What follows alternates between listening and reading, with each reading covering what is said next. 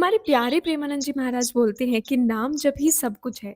चाहे फिर बड़ी से बड़ी किसी इच्छा की पूर्ति करनी हो या फिर किसी असंभव कार्यों को संभव। लेकिन यहाँ सबसे बड़ा सवाल ये है कि क्या सच में नाम जप से हम वो चीजें भी पा सकते हैं जो हमारी किस्मत और भाग्य में लिखी ही नहीं हुई है। फॉर एग्जाम्पल, मेरी मम्मी ने मेरी कुंडली किसी ज्योतिष को दिखाई थी, जिन्होंने बताया कि मेरी कुंडली में काल सर्प योग का दोष होने की वजह से मैं किसी भी कार्य में सफलता प्राप्त नहीं कर सकती। परंतु यदि आप मेरी आज की जिंदगी देखेंगे तो वो उनकी दी हुई टिप्पणी से बिल्कुल अपोजिट है। आज हम इस वीडियो में सारे रहस्यों को खोलकर रख देने वाले हैं कि नाम जप से अपने जीवन को कैसे बदला जाए। तो वीडियो को एंड तक तो जरूर देखना। हमारे शास्त्र कहते हैं कि भगवान का नाम भगवान से भी बढ़कर है, और हमें इस फैक्ट से अवेयर कराया हमारे प्यारे श्रीहित प्रेमानंद जी महाराज ने, जो कहते हैं कि नाम जप हमें वहां ले जाने में सक्षम है जहां जाना हमारे भाग्य में लिखा ही नहीं था, जहां जाना हमारी किस्मत में कभी लिखा ही नहीं था। नाम जप, केवल और केवल नाम जप हमें वो चीजें देने में सक्षम है जो हम अपनी किस्मत में लिखवा के ही नहीं लाए थे।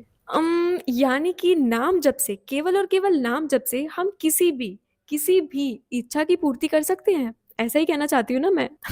जी हाँ, यदि हम किसी ऐसी भी परिस्थिति में फंसे हुए हैं जहां से निकल पाना हमारे लिए असंभव सा प्रतीत हो रहा है, तो नाम जप हमारे लिए नवे दरवाजे खोलने में जरा भी देर नहीं लगाएगा। केवल और केवल नाम जप से आपको भगवत प्राप्ति और मोक्ष तक मिल जाएगा।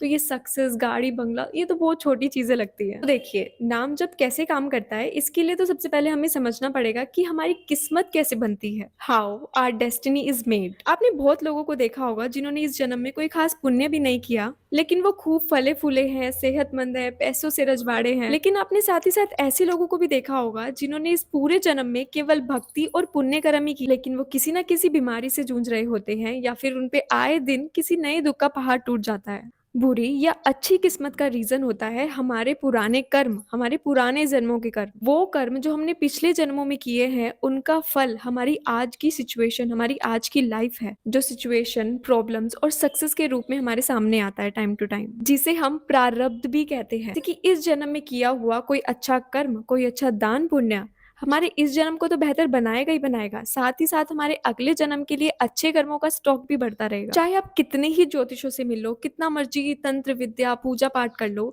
लेकिन जो कर्म आप करके आए हैं, आपके प्रारब्ध के कर्म, उन्हें आपको इस जन्म में भोगना ही पड़ेगा। अब आपके मन में एक सवाल आ रहा होगा, जब हमें अपने पुराने कर्मों को भोगना ही पड़ेगा, तो हम फिर इस जन्म में ये नाम जप, पूजा पाठ और ये सब स्पिरिचुअल वाली चीजें क्यों करें? Let me clear this out. तो देखिए, जो नाम जप है, भगवान का नाम, जिसे निरंतर रटे जाने पर, बार बार रटे जाने पर हमारे शरीर के सारे विकार निकलकर भागने लगते हैं, जिसकी वजह से हम इस जन्म में कोई भी ऐसा कर्म नहीं करते जिसकी वजह से विकार योनियों में जन्म लेना पड़े या ही हमें कोई दूसरा जन्म भी लेना पड़े। हमारे इस जन्म में किया हुआ नाम जप हमें अगला जन्म लेने ही नहीं देगा, वो हमें इसी जन्म में मोक्ष की प्राप्ति करवा देगा। अब आप कहोगे ये तो अगले वाला जन्म है, आगे का किसने देखा है, इस जन्म की बात करो ना।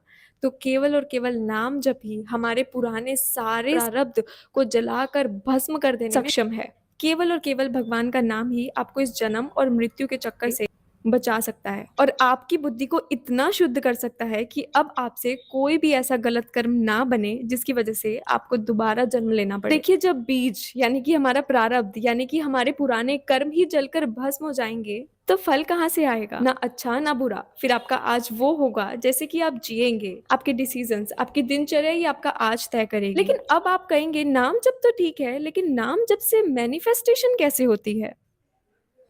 लेट मी टेल यू, देखिए, अगर नाम जप को एक धार्मिक नजर से ना भी देखें तो ये एक एनर्जी शिफ्ट है, वाइब्रेशनल शिफ्ट। नाम जप का मतलब है एक डिवाइन नाम को निरंतर रटना।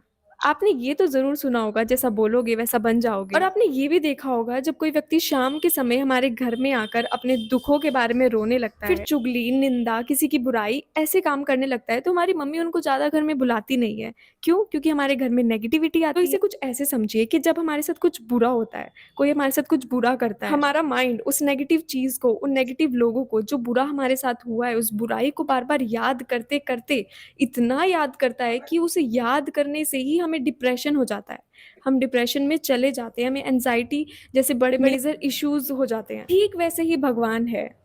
जिन्होंने इस सृष्टि को बनाया है, जिन्होंने हमारे भाग्य को बनाया है, जिन्होंने हमें बनाया है, जिनका नाम, लीलाएँ सब इतना पवित्र है। तो वैसे ही उनका नाम याद करने से हम धीरे-धीरे उनके जैसे बनते चले जाते हैं। आपने देखा होगा कि भगवान के भक्त भगवान जैसे ही होते हैं, हमारे संत जन बिल्कुल भगवान के स्वरूप जैसे होते हैं। उनका शांत स्वभाव, उनके मुख पे वो तेज, सब गुण बिल्कुल भगवान जैसे ही होते हैं। क्योंकि जैसे-जैसे वो भगवान को याद करते जाते हैं, वैसे-वैसे वो भगवान जैसे बनते चले जाते हैं। जैसे-जैसे हम भगवान के नाम का निरंतर बार-बार रिपीट पे वैसे-वैसे हम भगवान के गुणों को अपने अंदर उतारते चले जाते हैं।